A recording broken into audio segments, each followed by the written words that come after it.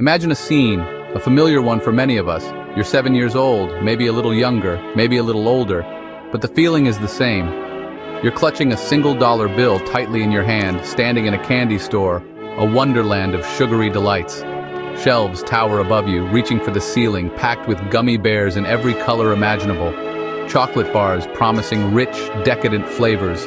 Lollipops, each one a swirling galaxy of sweetness. Endless options stretching as far as the eye can see. Your heart races with anticipation and excitement. Which treasure do you pick? What will be the object of your desire? The giant rainbow swirl lollipop promising hours of sugary delight? Sour worms that make your face pucker with every bite? The chocolate frog, a magical treat from another world? But your dollar is finite, a hard limit on your dreams. You can't have it all, not even close. This is life's first and perhaps most poignant lesson in limits, in scarcity, in the hard reality of choice. It's not just about candy. This isn't just a childhood dilemma. It's the same in business, in every corner of the adult world. Boundless desire, the human drive to acquire and achieve, meets a brick wall, an unyielding barrier. Of limited funds, of finite resources. Whether you're choosing a snack from the vending machine or building a new factory that will shape the future, the core problem is identical, a mirror reflecting the same fundamental constraint. Too many wants clamoring for attention, not enough wallet to satisfy them all. Every decision, big or small, is a trade-off, a careful balancing act. That feeling of wanting more, always reaching for something just out of grasp than you can realistically have? Universal. It's a shared human experience. It shapes our choices, molds our actions, big and small, impacting every aspect of our lives. In business, where resources are always stretched thin, it's the foundation, the very cornerstone of every investment decision, every strategic move. The stakes may change, the numbers may grow larger, but the underlying dilemma never does. It remains a constant companion. Welcome to the world, a world filled with choices and constraints, of capital rationing, where every dollar counts and every decision matters. So what do grown-ups do when faced with this candy store problem, except now it's new software delivery drones or fancy office chairs? They use capital rationing. Capital means money for big investments. Rationing means limiting how much you spend.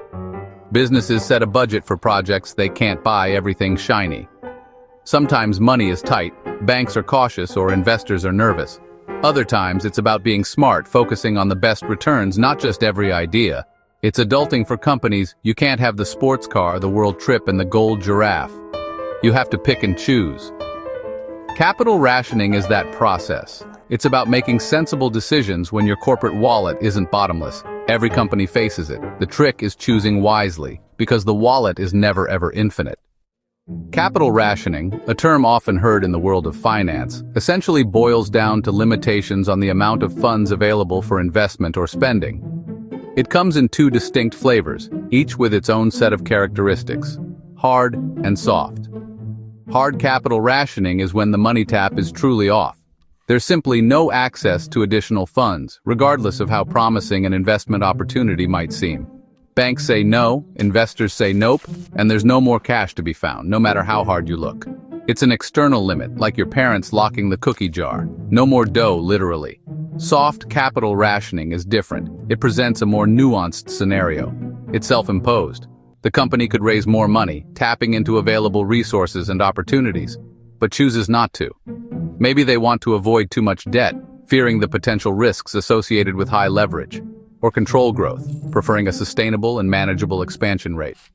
Sometimes one department is hogging resources, leaving others scrambling for their fair share, so others get less, creating internal imbalances and potential inefficiencies. Hard rationing is your credit card being declined, a clear and unavoidable barrier. Final and embarrassing.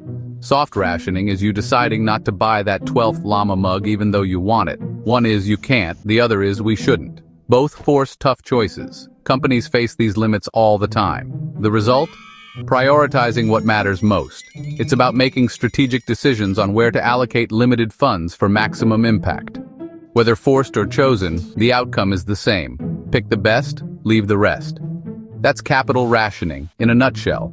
It's a fundamental aspect of financial management that shapes investment decisions and ultimately influences a company's growth trajectory. So, with limited cash and a pile of projects, how do companies pick winners? No dartboards or squirrels, just financial tools. Net present value, NPV, asks, will this project make us more money in the future than it costs now?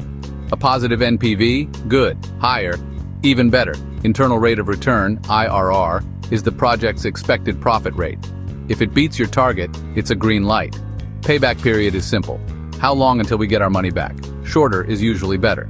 These tools help rank projects, but it's never easy. It's a numbers game, but also a judgment call. Companies want the juiciest returns, not just the fastest. Picking projects is part science, part art. The goal: maximize value, minimize regret. Every choice shapes the company's future. And sometimes the best project isn't the flashiest. Let's make it fun, shall we? Imagine you're Batman, the caped crusader, protector of Gotham. You've got a budget, a finite amount of resources to fight crime, and Alfred's strict, keeping a close eye on every penny. You want a new bat signal to strike fear into the hearts of criminals, self-polishing batarangs because even Batman appreciates efficiency, and an anti-exploding penguin shield because, well, Gotham. But you can't afford them all. Crime fighting is expensive. Which project offers the best return? Which gadget will make the biggest impact on Gotham's safety? The bat signal boosts morale, inspiring hope in the citizens. Batarangs save time, allowing you to apprehend more villains. The shield saves lives, protecting innocent people from Penguin's explosive schemes. Each has costs and benefits. Every gadget has its price. Or think of ordering pizza. For the office, a simple team-building exercise. Limited budget, only so much to spend on cheesy goodness. Endless topping debates, a battle of preferences. Some projects are like pineapple on pizza, a culinary gamble. Divisive, risky, potentially disastrous. Others are safe bets, a guaranteed crowd pleaser. Like pepperoni, always a solid choice. Businesses face these dilemmas daily, big or small. Invest in something bold, something innovative, or stick with the reliable. The tried and true. There are debates, arguments, and endless spreadsheets, all in the pursuit of the perfect decision. The goal: pick projects with the most bang for the buck. Maximize your return on investment. It's a balancing act, a constant juggling of priorities. Innovation versus safety, pushing boundaries versus playing it safe. Excitement versus stability, risk versus reward.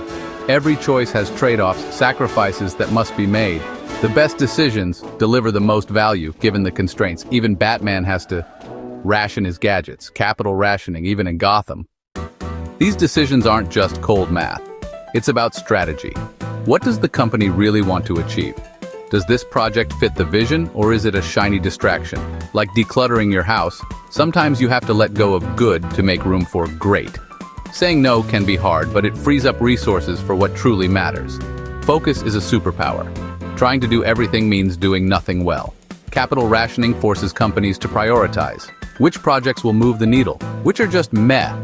It's not about crushing dreams. It's about making smart, intentional choices. Building a stronger business means saying no to the wrong things. Embrace the no. Sometimes it leads to a much bigger yes later. The best investments spark real growth. Prioritizing isn't negative, it's powerful. And it's how companies win. So there you have it, capital rationing. It's smart budgeting for companies with big dreams and limited cash. Hard rationing is when the money well runs dry. Soft rationing is self-control. Both force tough, necessary choices. Companies use tools like NPV, IRR, and payback period to help decide.